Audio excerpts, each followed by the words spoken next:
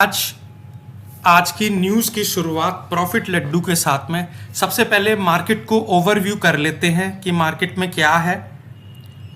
तो सबसे पहले इंडियन मार्केट को देख लेते हैं। देखो, इंडियन मार्केट में आज सबसे पॉजिटिव चीज़ ये हुई कि हरे निशान के साथ मार्केट बंद हुई।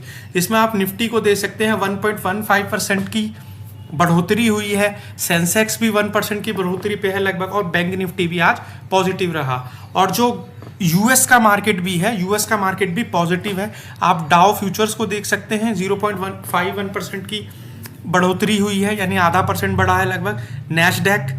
नैस्डैक जो उनका एक इंडाइसिस है, नैस्डैक के बारे में मैं कहूँ कि यूएस का ये ऐसा इंडाइसिस है जिसमें टेक्नोलॉजी रिलेटेड कंपनीज हैं सारी की सारी। और डाउ को देख लेते हैं, ये थोड़ा नीचे है। जैसे S&P 500, इसमें 500 कंपनीज हैं लगभग, जो 0.64 की ग्रोथ पर है। देखो, ये तो हमें दिख रहा है कि निफ्टी पॉजिटिव है, सेंसेक्स पॉजिटिव है, बैंक निफ्टी पॉजिटिव है, लेकिन ऐसा क्या हुआ मार्केट में कि ये पॉजिटिव कैसे हो गए, ये सबसे बड़ी बात है। इवन जो ट्रंप की टैरिफ थी वो इंडिया के टोटली अगेंस्ट थी, लेकिन ऐसा क्या हुआ मार्केट में कि ये मार्केट पॉजिटिव साइड पे चली गई। सारे नेगेटिव सेंटीमेंट्स पॉजिटिव सेंटीमेंट्स में बदल गए। तो आओ सबसे पहले इसी चीज को जानते हैं। तो जो सबसे पहले ये जो न्यूज़ है, जो सेंसेक्स सर्जिस ओवर 900 पॉइंट्स, 900 पॉइंट्स जो सेंसेक्स है वो इंक्रीज हुआ, और निफ्टी 50 हुआ 22,350 तक इंक्रीज हुआ। ठीक है जी। जो ट्रंप है मे रोल बैक सम टैरिफ्स, यानी ट्रंप ना अपनी कुछ टैरिफ्स को वापस ले सकता है। उसने क्या किया, इसका इस चीज से पता चलता है कि ट्रंप ने जो है कनाडा और मैक्सिको के लिए अपनी 25% ऑफ जो उनकी टैरिफ थी इंपोर्ट्स पे, वो रिड्यूस कर दी। यानी कुछ उन्होंने टैरिफ्स में रिलैक्सेशन दे दिया और कुछ टैरिफ्स को खत्म कर दिया उन्होंने, जो इसने क्या कहते हैं, ट्रंप ने। तो इस वजह से हमें भी, इंडिया को भी ये लगता है कि एक पॉजिटिव सेंटिमेंट बन गया कि कुछ टैरिफ्स को जो ट्रंप है वो वापस ले सकता है। इवन जो टैरिफ थी हमारे रेसिप्रोकल टैरिफ थी सारी, इंडिया के और थाईलैंड के तो बिल्कुल अगेंस्ट थी। इससे पूरे एशिया पर इम्पैक्ट पड़ा। ये जो न्यूमेरा फाइनेंशियल रिसर्च फर्म है, इसका ये कहना है। तो रीजन आपको पता ही चल गया कि कैसे, क्योंकि कनाडा और मैक्सिको की जो टैरिफ्स हैं वो वापस ले ली थी। इसी वजह से मार्केट में एक पॉजिटिव सेंटीमेंट बना और इंडिया का मार्केट भी थोड़ा बुलिश मोड में आया। और भी बहुत सारी खबरें हैं जिसकी वजह से ये पॉजिटिव सेंटीमेंट बना।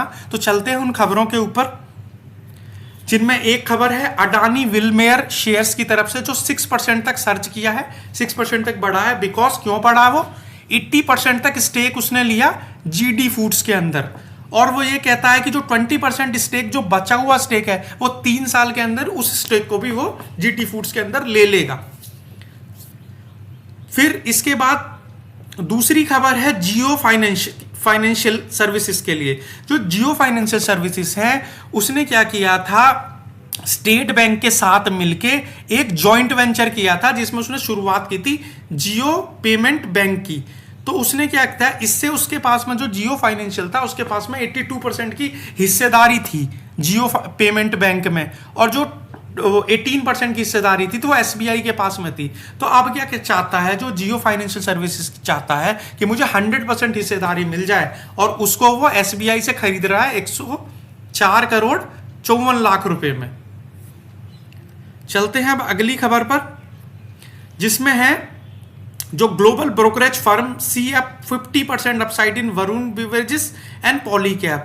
जो ग्लोबल रिसर्च फर्म में है, फाइनेंशियल रिसर्च फर्म में है, लाइक जैसे जेफरीज है, JP मॉर्गन है, मॉर्गन स्टैनले है, जिनके नाम का लोहा माना जाता है मार्केट में। जो ये कहते हैं कि ये फर्म है जो जिस कंपनी के साथ खड़ी हो जाती है, जिस कंपनी पर अपनी पॉजिटिव रिपोर्ट दे देती है, उस कंपनी का शेयर तो घोड़े की तरह भागने लगता है। तो उसने कहा, ये 3 फर्में जो हैं बहुत ही रेपुटेटिव फर्में हैं, जेफरीज हो चाहे JP मॉर्गन या मॉर्गन स्टैनले हो, कि जो वरुण बेवरेजेस है या पॉलीकैब है, उसमें 50% अपसाइड के चांसेस हैं अपकमिंग ईयर्स में, कि वो 50% तक ज़्यादा इंक्रीज करेगा।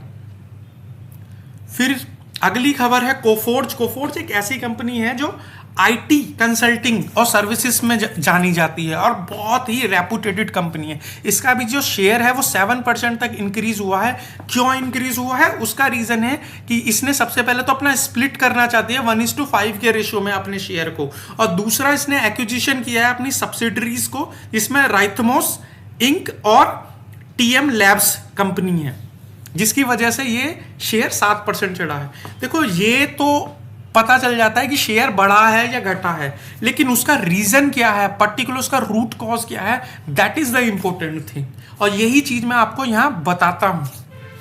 और अगर अभी भी आपने मेरे चैनल को सब्सक्राइब नहीं किया है तो please subscribe my channel and like my video, क्योंकि यार अगर आप सपोर्ट नहीं करोगे तो मैं कैसे बनाऊंगा इस तरह की खबरें, या कैसे ज़्यादा एक्साइटमेंट आएगा मेरे अंदर की ज़्यादा से ज़्यादा मैं नॉलेज और अंडरस्टैंडिंग आपके साथ शेयर कर पाऊँ। तो चलते हैं अगली खबर पर, जिसमें आईटीडीसी शेयर है। जो आईटीडीसी शेयर यानी कि इंडियन टूरिज्म डेवलपमेंट कॉरपोरेशन है, उसका शेयर 15% तक इंक्रीज हुआ है। क्यों इंक्रीज हुआ है, to board to consider Ashok Hotel asset monetisation. जो देखो एसेट मोनिटाइजेशन क्या होता है, अगर किसी कंपनी के पास में कोई एसेट पड़ा हुआ है और उससे कोई प्रॉफिटेबिलिटी नहीं जनरेट हो पा रही, तो एसेट मोनिटाइजेशन के अंदर क्या होता है कि कंपनी उस पर प्रॉफिट जनरेट करने के लिए स्ट्रेटेजीज बिल्ड करती है। तो जिस कंपनी उस पर स्ट्रेटेजीज बिल्ड कर रही है कि ये हमारे लिए प्रॉफिट जनरेट करके दे, जिसकी वजह से उसका जो शेयर है वो 15% तक इंक्रीज हो गया है। उसके बाद चलते हैं भारत इलेक्ट्रॉनिक्स पे। इसने क्या किया है, इंटरिम डिविडेंड टुडे, यानी कि इसने डिविडेंड देने का वो कर लिया है, ऑर्डर दे दिया है, और इसका जो शेयर है वो एक मल्टीबैगर शेयर रहा है, जिसने 176% का रिटर्न दिया है पास्ट 2 ईयर्स में। अब चलते हैं अगली खबर की ओर, जिसपे पावर ग्रिड कॉर्पोरेशन की तरफ से है। देखो पावर ग्रिड कॉर्पोरेशन जो भी एक पावर की बहुत बड़ी कंपनी है और एक गवर्नमेंट कंपनी है, अच्छी कंपनी है।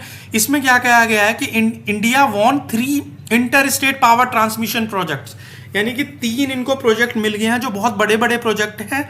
उसमें एक प्रोजेक्ट तो राजस्थान में है, दूसरा गुजरात में है और तीसरा कुरनूल में है ये प्रोजेक्ट्स। तो जिसकी वजह से इसका जो शेयर है इसका शेयर 3-4% तक बढ़ा है।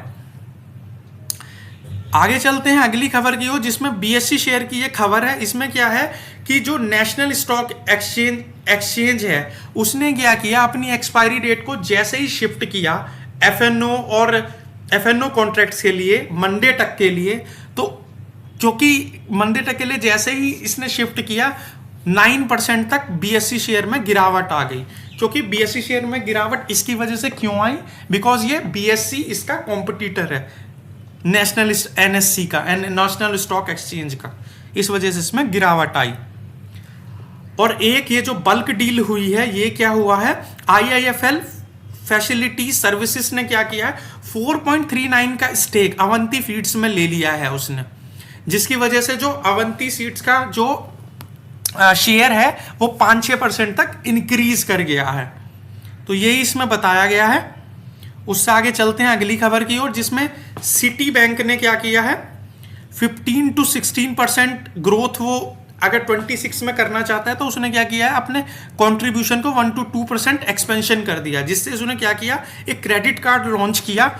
कोलैबोरेशन किसके साथ कोलैबोरेट करके, चेन्नई सुपर किंग्स के साथ कोलैबोरेट करके उन्होंने एक क्रेडिट कार्ड लॉन्च किया है, जिससे कि वो फाइनेंशियल ईयर तक 26 तक 15-16% की ग्रोथ प्लान करते हैं और अपना जो कंट्रीब्यूशन 1 to 2% तक एक्सपेंशन करते हैं रिटेल लैंडिंग में।